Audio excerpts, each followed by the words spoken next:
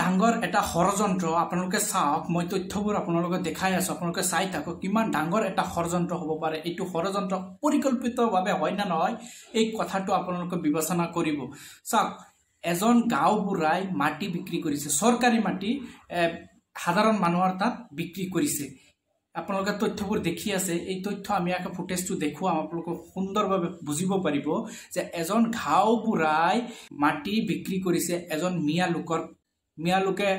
মাটিখন 2011 চনত কিনি লৈছে এতিয়া সৰকাৰে জাননী প্ৰেৰণ কৰিছে উচ্ছেদ হ'ব যিখন ঠাই উচ্ছেদ হ'ব সেইখিনি মাটি কিন্তু গাঁওবুঢ়াৰ পৰা এই মানুহজনে কিনি লৈছে কিনাৰ পিছত এতিয়া সৰকাৰে জাননী প্ৰেৰণ কৰিছে মাটি খালি কৰিব লাগে এতিয়া উচ্ছেদ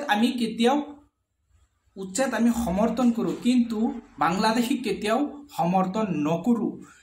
উচ্ছেদ সৰকাৰি মাটি উচ্ছেদ কৰিবলগীয়া আছে কৰক কিন্তু ইয়াত যে দালাল চক্ৰ এটা সোমাই আছে ইমান ডাঙৰ এটা ষড়যন্ত্ৰ সোমাই আছে এইবোৰ বস্তু কিন্তু আপোনালোকে কিয় নেদেখে ইয়ালৈ কিয় মাত নামাতে আজি এনেকুৱা মানুহ বহুত মিয়া মানুহৰ তাত মাটি বিক্ৰী কৰি টকা গোটাই লৈ ইয়াৰ পৰা দালালি কৰি হিয়ত নাইকে হৈ পৰিল এতিয়া সৰকাৰে জাননী প্ৰেৰণ কৰিছে এতিয়া উচ্ছেদ কৰিব লাগে তেনেহলে সৰকাৰি মাটি হিয়তে কেনেকৈ বিক্ৰী কৰিব পাৰিছে সেই দালালবোৰক কিয় কৰা একটো নকৰে আজি এই সাধাৰণ গৰীব দুখীয়া মানুহক আপোনালোকে উচ্ছেদ কৰিছে উচ্ছেদ ঠিক আছে উচ্ছেদ কৰে সৰকাৰি মাটি কিন্তু সৰকাৰি মাটি এজন গাঁওবুঢ়া হিচাপে তেখেতৰ তাত কেনেকৈ বিক্ৰী কৰিব পাৰে এটো একটা ডাঙৰ প্ৰশ্ন হয় যে এনেকুৱা উদাহৰণ অসমত বহুত হাজাৰ ওলাব সৰকাৰি মাটি মিয়াসকলৰ তাত বহুত মানুহ বিক্ৰী কৰিছে এতিয়া সৰকাৰে যত জনবহুতি বহুত দেখি আছে যত সৰকাৰি মাটি যত মানুহ আছে তাত উচ্ছেদ কৰি আছে উচ্ছেদ কৰক কোনো আপত্তি নাই কিন্তু যিসকলে দালালি চক্ৰ কৰি এই মিয়াক ষড়যন্ত্ৰত পেলুৱাই আজি এনেকুৱা এটা হাৰাশাস্তিত ভুগিবলগীয়া হৈছে সেইটো জলজল পটপট হ'ব লাগে আৰু যিসকলে এই দালাল চক্ৰত সোমাই আছে হেয়তক কৰায়ত্ব কৰক আৰু উচিত তদন্ত কৰক কিন্তু আটাইতকৈ ডাঙৰ প্ৰশ্নটো হৈছে যে এজন সাধাৰণ মানুহৰ তাত এজন গাঁওবুঢ়াই দায়িত্বশীল মানুহ এজনে কেনেকৈ মাটিবোৰ বিক্ৰী কৰিব পাৰে সৰকাৰি মাটি কেনেকৈ বিক্ৰী কৰিব পাৰে 20,000 টকা দি কিমান মাটি কিনিছে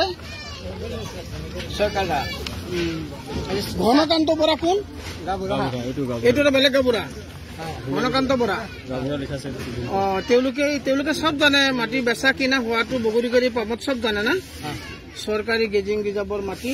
গাঁওবুঢ়া বিক্ৰী কৰিছে গাঁওবুঢ়া এটা গেজিং ৰিজাৰ্ভৰ মাটি বিক্ৰী কৰিব পাৰে নেকি এইটো লেণ্ড ৰেকৰ্ড বা লেণ্ড এক্টত এইটো আছে নেকি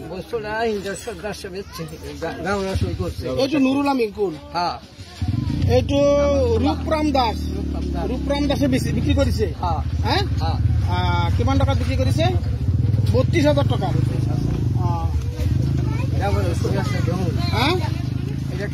এইটো ৰূপৰাম দাসৰ চহী তেওঁ নিজে বিক্ৰী কৰিছে মাটি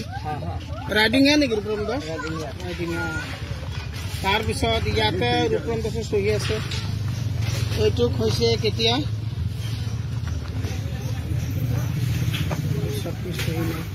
এইটো হৈছে উমৰ আলী কোন আপোনাৰ নাম কি ৰূপৰাম দাসে বিক্ৰী কৰিছে না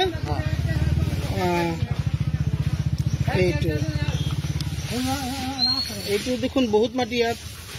আপুনি ইমান মাটি কিনিছে সব পৰিয়ালৰ নামত কিনিছে নেকি মাটি 1 বিঘা আৰু 1 কঠা সেইটো মাটি 2011 চনত তাৰমানে 14 বছৰ আগত কিনিছে মাটি আৰু সব মানে গাঁওবুঢ়া জানে সব জানে গাঁওবুঢ়া পইচা খাইছে নেকি আপোনাৰ পৰা না গাঁওবুঢ়া যে লিখি দিছে সৈ কৰি পইচা লৈছে গাঁওবুঢ়াটো 20-50 টকা লৈছে গাঁওবুঢ়া লৈছে না অলপ টকা লৈছে আপোনালোকৰ পৰা 100 টকা 50 টকা 100 টকা এনে চবি দিছে সবৰ পৰা লৈছে সবৰ পৰা লৈছে এই যে মাটি যে বেচা কিনা হৈছে সেইখিনি পৰা গাঁওবুঢ়া পইচা খাইছে নেকি না সেইখিনি পৰা নাই এনে জানুৱাৰী মাহত 100 টকা দিছে মানুহৰ ৰাইজে মাটি পৰিমাণ দেখা